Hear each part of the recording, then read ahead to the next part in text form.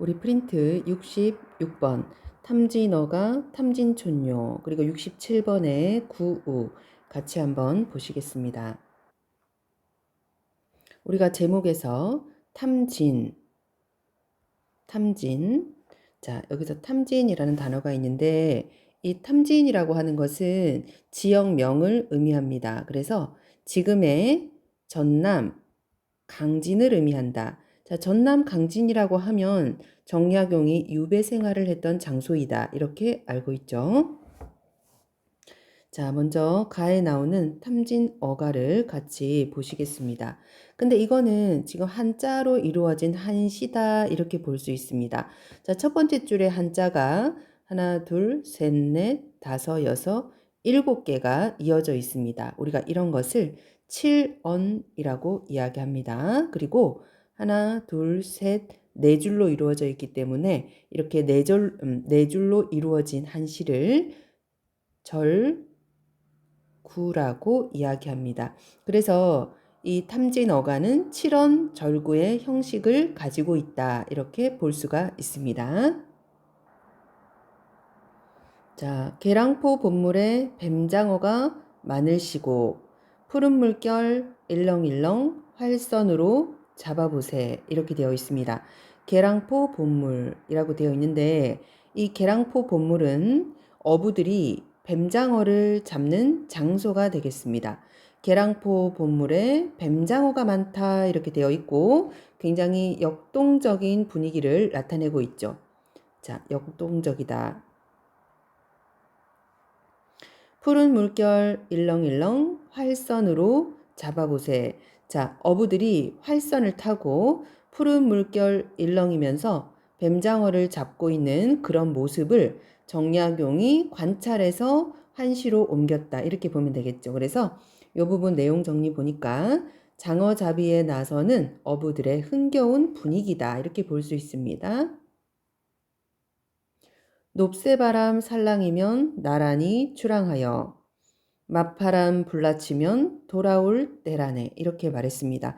높새바람이라고 되어 있는데 높새바람은 북동쪽에서 불어오는 바람에 우리 순수 고유어가 되겠습니다. 살랑이면 나란히 출항하여 맞바람 불라치면 돌아올 때라네. 맞바람은 남쪽에서 불어오는 바람의 순수 고유어다. 이렇게 우리가 이해를 하면 되겠습니다. 자, 그 밑에 핵심 정리를 보면 7원 절구라고 보면 되겠고 모두 10수 중에서 한 수만 제시되어 있다 이렇게 설명해놨고 자, 토속적이고 사실적인 성격, 어민들의 일상적인 삶을 나타내고 있습니다. 어부들의 생활에 대한 긍정적인 태도 우리가 볼 수 있습니다. 탐진에서 작가가 유배 생활을 할 때 지은 작품으로서 탐진농가, 탐진촌요와 함께 3부작을 이룬다. 그러면 탐진이 들어가는 이 3부작이 탐진어가, 탐진농가, 탐진촌요 이렇게 세 가지 작품이 있음을 우리가 확인할 수가 있습니다. 자, 그 밑에 있는 작품 탐진촌요 요 내용도 한번 볼 텐데 자, 이 내용도 자, 형식상으로 봤을 때는 하나, 둘, 셋, 넷, 다섯, 여섯, 일곱 그 다음에 하나, 둘, 셋, 넷, 네 줄로 이루어져 있죠. 이런 걸 우리가 자, 7원 절구의 형식이다. 이렇게 정리하고 탐진촌요 내용을 한번 같이 보겠습니다. 새로 짜낸 무명이 눈결같이 고왔는데 이렇게 말했습니다. 새로 짜낸 무명은 농민들의 땀과 결실로 만들어낸 면직물이 되겠습니다. 면직물, 천이죠. 이 면직물을 만들기 위해서 백성들이, 농민들이 엄청 힘들게 일했다는 것을 짐작할 수 있습니다. 눈결같이 고왔는데 라고 했으니까 이 새로 짜낸 무명은 색깔이 하얗다는 것을 알 수 있죠. 옛날 우리 조선시대 백성들이 흰색 옷을 입었었던 것을 기억하면 되겠습니다. 자, 그런데 고왔는데라고 했으니까 이 다음부터는 내용이 전환을 이루겠죠. 자, 이방줄 돈이라고 황두가 뺏어가네 이렇게 말했습니다. 여기서 이방이랑 황두는 모두 탐과 놀이를 의미하는 그런 단어들이 되겠죠. 그래서 자, 이방에게 바치겠다라고 황두가 뺏어갔다라고 보면 되겠는데, 자, 이런 그 황두는 지방 관리를 의미한다 이렇게 보겠습니다. 백성들이 열심히 무명을 만들어 놨더니 세금으로 바치겠다면서 황두가 지방의 관리가 그냥 뺏어갔다 이런 상황임을 알 수가 있습니다. 누전 세금 독촉이 성화같이 급하구나 이랬습니다. 자, 누전. 자, 이 부분은 토지 대장의 기록에서 빠진 토지다. 자, 그 밑에 우리 핵심 식구 돋보기를 한번 보겠습니다. 토지 대장에 누락되어서 세금을 매길 근거가 전혀 없는 토지에까지도 세금을 매겼다는 것이죠. 가혹한 세금을 징수하고 있다는 것입니다. 자, 그리고 세금을 매기고 중간에서 그 세금을 가로채는 지방 관리들의 횡포를 고발하고 있다. 이렇게 우리가 이해를 하겠습니다. 누전 세금 독촉이 성화같이 급하구나. 빨리 세금을 내라고 재촉하는 모습입니다. 3월 중순 세곡선이, 자, 세곡선은 세금을 곡식으로 바치는 그런 내용이고, 그것을 실어 나르는 배를 세곡선이라고 하면 되겠죠. 그래서 세금, 그 다음에 곡식, 배선, 이렇게 해서 조세로 바친 곡식을 실어 나르는 배가 3월 중순에 서울로 떠나기 때문에 빨리 세금을 다 내라 이렇게 재촉을 하고 있는 내용입니다. 우리가 표현법으로서는 여기 도치법이라고 되어 있는데 도치법은 문장의 어순을 바꾸는 표현법을 말하죠. 그래서 성화같이 급하구나 이게 서술어 부분이 맨 마지막으로 가야 되는데 중간에 있기 때문에 자, 이 부분이 도치법이 사용되었다. 이렇게 볼 수가 있습니다. 자, 그 밑에 내용 정리 보겠습니다. 7원 절구. 자, 15수 중에서 제7수가 지금 제시되어 있고 사실적, 고발적, 비판적 성격을 보여주고 있습니다. 주제는 농민들을 괴롭히는 부패한 관리들의 횡포를 고발하고 있다. 화자의 정서와 태도 알아야 되겠죠. 수탈당하는 농민들에 대한 연민과 안타까움, 그 다음 가혹한 수탈에 대한 비판 등을 우리가 화자의 정서와 태도로 봐주면 되겠고 표현을 보면 관리들의 가혹한 수탈에 시달리는 농민들의 모습을 사실적으로 표현했다. 자, 이렇게 농민들에게 가혹한 세금을 요구하는 이런 내용을 담고 있는 주제가 유사한 작품들이 나와 있습니다. 이재연의 사리화, 이달의 습수요, 김창엽의 산민, 정약용의 고시 8, 작자 미상의 두터비 파리를 물고 이런 작품들은 이런 비슷한 내용을 다루고 있다. 그 밑에 문제 1번을 보겠습니다. 자, 1번 가에서 활선, 높새바람, 마파람이라는 향토어를 자, 활선, 궁선이라고 돼 있죠. 그 다음에 마파람은 고조풍이라고 되어 있습니다. 그 다음에 높새바람은 고조풍이라고 되어 있고 마파람은 마아풍이라고 되어 있습니다. 자, 우리 고유어를 한자식으로 조선식 한자어로 표현했다 이렇게 볼 수가 있습니다. 자, 고조풍을 보면 이거는 높을 고자가 되겠죠. 높을 고. 자, 높을 고. 그 다음에 조라고 하는 것은 새 조자가 되겠습니다. 풍은 바람 풍자가 되겠습니다. 그래서 우리가 한자를 읽으면 고조풍이라고 되는데 이렇게 표기한 이유는 높새 바람이라는 걸 표현하고 있는 것입니다. 우리 순수 고유어로는 높새 바람이라고 읽기 때문에 이 높새 바람이라는 표현을 한자식으로 고조풍이라고 표현을 하고 높새 바람이라고 읽은 것입니다. 자, 그래서 우리 한글을 한자로 표현했기 때문에 이런 부분에 있어서는 정약용의 그 작가의 그 우리 말에 대한 주체성을 확인해 볼 수가 있다. 이렇게 볼 수가 있습니다. 나에서는 2번 나에서는 작가의 애민 정신, 백성을 사랑하는 마음이죠. 그 다음에 현실에 대한 뭐라고 하면 되겠습니까? 현실에 대한 비판의식이라고 정리합니다. 현실에 대한 비판의식. 저희 그 옆에 67번 작품 정약용의 구우 같이 한번 봅니다. 구우라고 하는 것은 오렐 구자에 비우자가 되겠습니다. 우리 오랫동안 비 오는 것을 우리가 뭐라고 합니까? 장맛비다 이렇게 얘기하면 되겠죠. 그래서 자, 장맛비를 보면서 정약용이 쓴 한시가 되겠습니다. 자, 이 한시는 첫 번째 줄에 보니까 하나, 둘, 셋, 넷, 5개의 한문으로 지금 이루어져 있습니다. 이런 걸 우리가 오언이라고 말해주면 되겠습니다. 오언. 자, 그리고 한 줄, 두 줄, 세 줄, 네 줄, 네 줄이죠. 그 다음에 또 5, 6,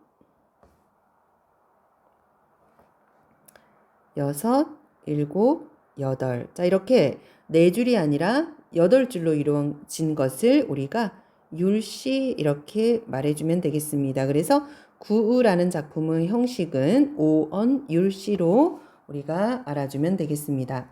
자, 같이 한번 읽고 해석해 보겠습니다. 자, 궁벽하게 사노라니 사람 보기 드물고 이랬습니다. 자, 정약용이 자신의 처지를 이렇게 말하고 있습니다. 벼슬살이하지 않고 가난하게 살아가고 있기 때문에 찾아오는 사람도 없이 쓸쓸하게 하루하루 보내고 있다. 궁벽하게 사노라니 사람 보기 드물고 항상 의관도 걸치지 않고 있네. 벼슬을 하고 있지 않기 때문에 굳이 의관을 걸칠 필요도 없고 찾아오는 사람도 없으니까 더더욱 의관을 갖추어 입을 일이 없다는 것이겠죠. 낡은 집엔 향락각시 떨어져 기어가고 이랬습니다.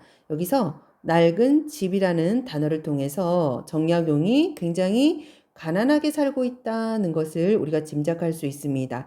향락각시라고 하는 것은 지금 단어풀이에 가보면은 자, 노래기라고 되어 있고 발이 많이 달린 기어다니는 그런 그 벌레를 의미하는 것이죠.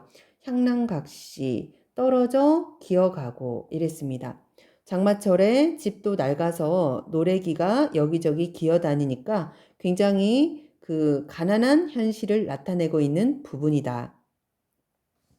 황폐한 들판엔 팥꽃이 남아있네. 여기서 황폐하다고 했으니까 이런 것도 굉장히 가난하고 열악한 환경 속에서 정약용이 살아가고 있다는 것을 짐작해 볼 수가 있습니다.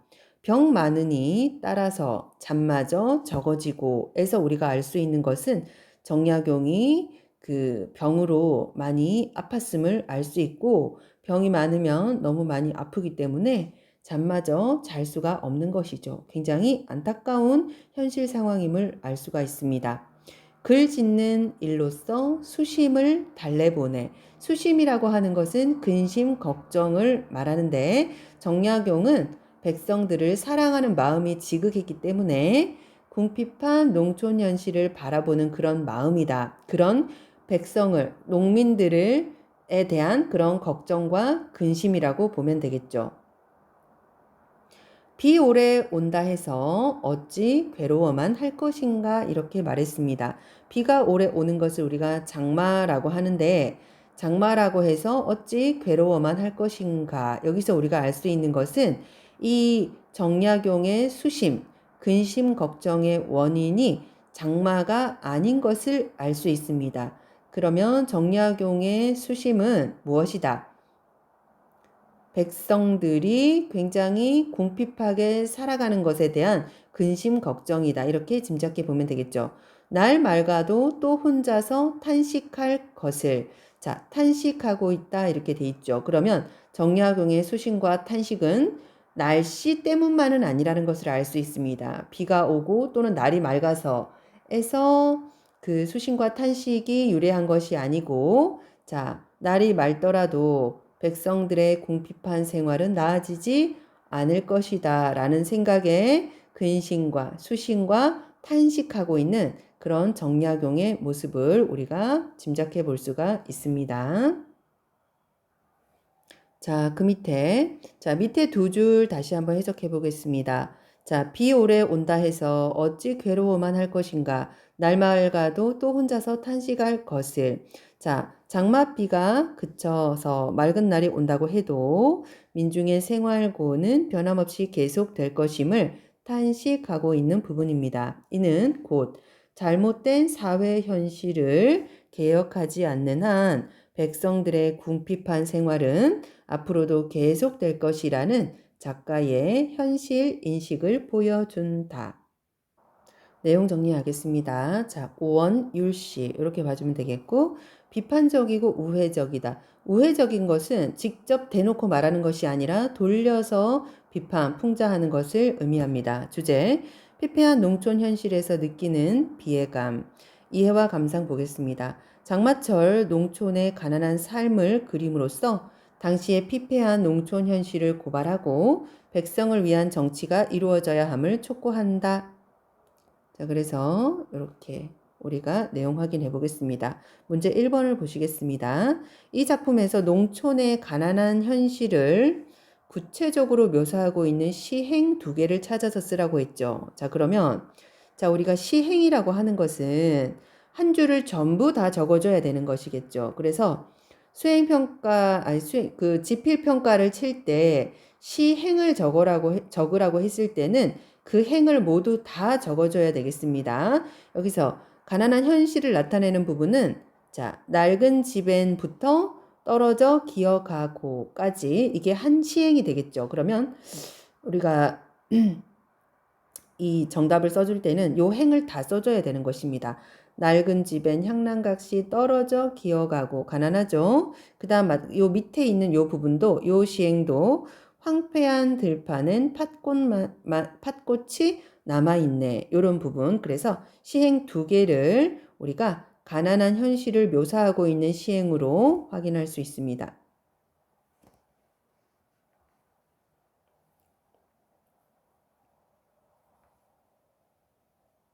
문제 2번에 현실에 대한 화자의 정서를 단적으로 표현한 시어를 2개를 찾아 쓰시오라고 했죠. 그러면 정약용의 정서가 드러난 단어는 수심이라는 단어와 탄식이라는 단어를 통해서 우리가 확인해 볼 수가 있습니다.